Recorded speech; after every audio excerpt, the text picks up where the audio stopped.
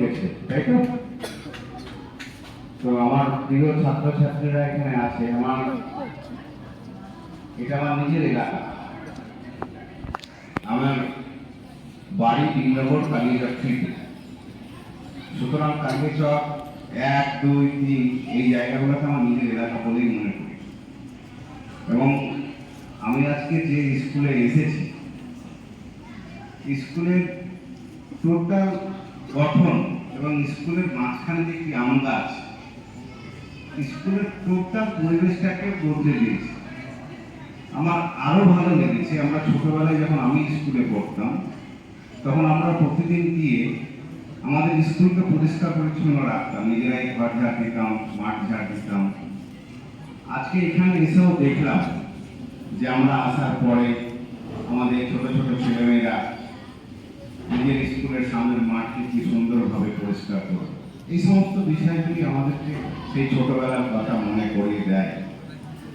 তো আমি অত্যন্ত আনন্দিত যে এরকম একটা স্কুলে আমি আসতে পেরেছি আজকে। তো আজকে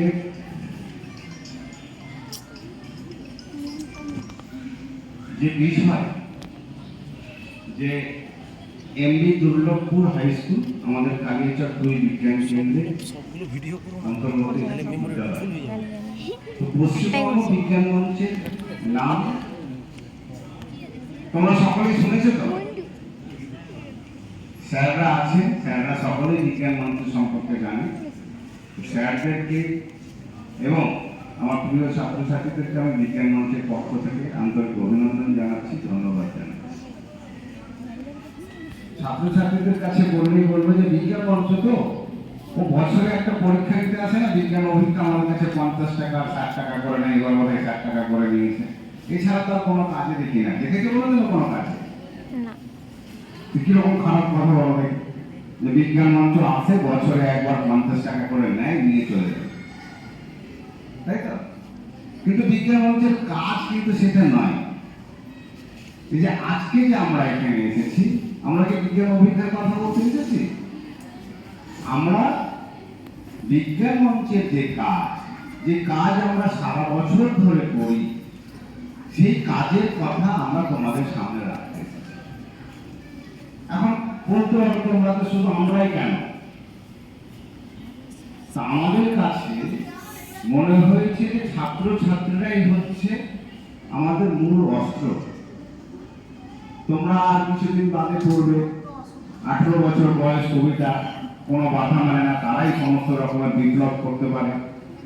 এই কথাগুলি যখন আসবে এবং তোমরা যা শিখবে, যা শুনবে, এইখান থেকে যেটা ঠিক মনে হবে সেই কথাটা গিয়ে বাবা মাকে বলবে, ছোট ছোট ভাই বোনদেরকে বলবে। তোমরাই কিন্তু সমাজের আগামী দিনের কারিগর। সুতরাং তোমরাই আমাদের মূল শক্তি, তোমাদের কাছেই আমরা আমাদের কথা নিয়ে। তোমাদের কাজ হয়ে যাওয়ার পরে আমরা মাঠে ঘাটে বাজারে যখন যেখানে সুযোগ পাই সেখানে মানুষকে কৃষি নিয়ে কথা বলি, অন্ধবিশ্বাস নিয়ে কথা বলি, কুসংস্কারের বিরুদ্ধে কথা বলি, পরিবেশের কথা বলি এবং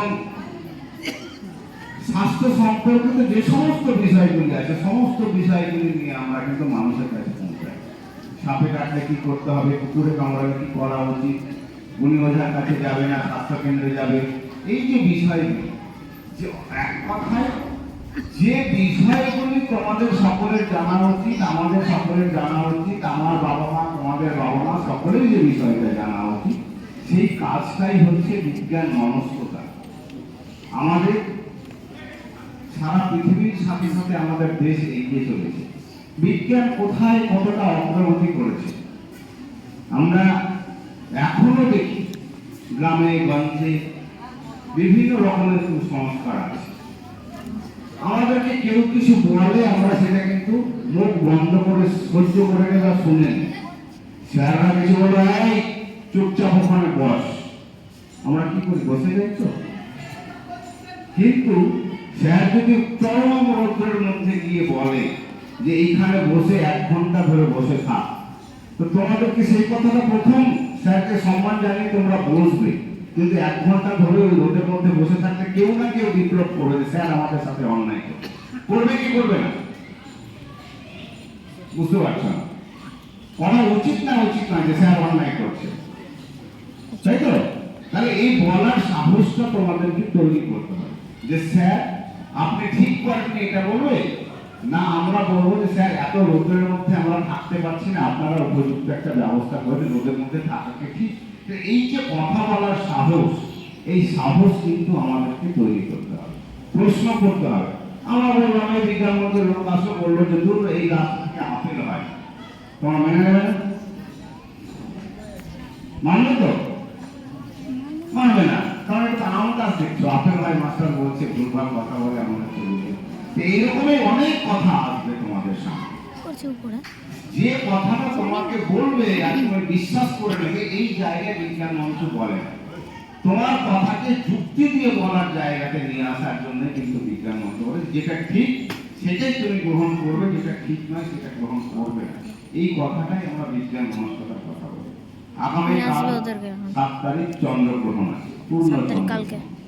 আমরা সারা রাজ্যের ছেলে মেয়েদেরকে বলছি চন্দ্রগ্রহণ দেখতে। এখন গ্রামে গঞ্জে শহরে অনেক জায়গাতে আছে, গ্রহণের পরে আমরা করি কি খোল কর্তা নিয়ে অনেকে বেরিয়ে গেল, কেউ স্নান করতে চলে গেল, কি বললো যে রাহুতে চন্দ্রকে খেয়ে নিয়েছে, ঠিক আছে? এই কথাগুলি তো হয়, কিন্তু তোমরা সকলেই বিজ্ঞান পড়ছো যে চন্দ্রগ্রহণ কি করে হয়, সূর্যগ্রহণ কি করে হয়, সূর্য চন্দ্র পৃথিবী একই রেখাতে কখন আসলে চন্দ্রগ্রহণ হয়, কখন সূর্যগ্রহণের সমস্ত বিষয়টা জানো। দিদিমণিরাও জানে, স্যাররাও জানে, আমরা বই পড়ে লিখে নম্বরও পেয়েছি ওই কথা। কিন্তু বাস্তবে আমরা কি করি? আচার্য প্রফুল্ল চন্দ্র রায় বলছেন, বিজ্ঞানীর নাম শুনেছেন, যে বছরের পর বছর ধরে ছেলেরা মেয়েরা পড়ল যে সূর্য চাঁদ পৃথিবী এমন সময় একটা সরলরেখাতে আসে যার ফলে চন্দ্রগ্রহণ এবং সূর্যগ্রহণ হয়। তারা পড়লো, তারা লিখলো, খাতায় নম্বর পেল, স্কুলের দিদিমণি হলেন, স্যার হলেন, কলেজের প্রফেসর হলেন অনেকে। কিন্তু যেদিন সূর্যগ্রহণ ঘটলো তারপরে আবার তাদেরকেই দেখলাম অনেকেই খোল কর্তা নিয়ে বেরোলেন, অনেকে স্নান করতে গেলেন, সূর্য পূজা করলেন, এইরকম কুসংস্কার চন্দ্র বল। সেই জন্য বিজ্ঞান মঞ্চ আমরা সারা বছর ধরে বিভিন্ন ধরনের কর্মসূচি করি। তোমাদের জন্য মূল কাজ হচ্ছে তোমরা কি করে বিজ্ঞান সহজভাবে শিখবে, কি করে মডেল তৈরি করবে, বিজ্ঞানের কি কি কাজ তোমরা সহজভাবে দেখতে পারবে, এই বিষয়গুলি তোমাদের সামনে আজকে যারা স্যারেরা আছে তারা দেখাবে। আমি আর বক্তব্য বাড়াচ্ছি না, ধন্যবাদ।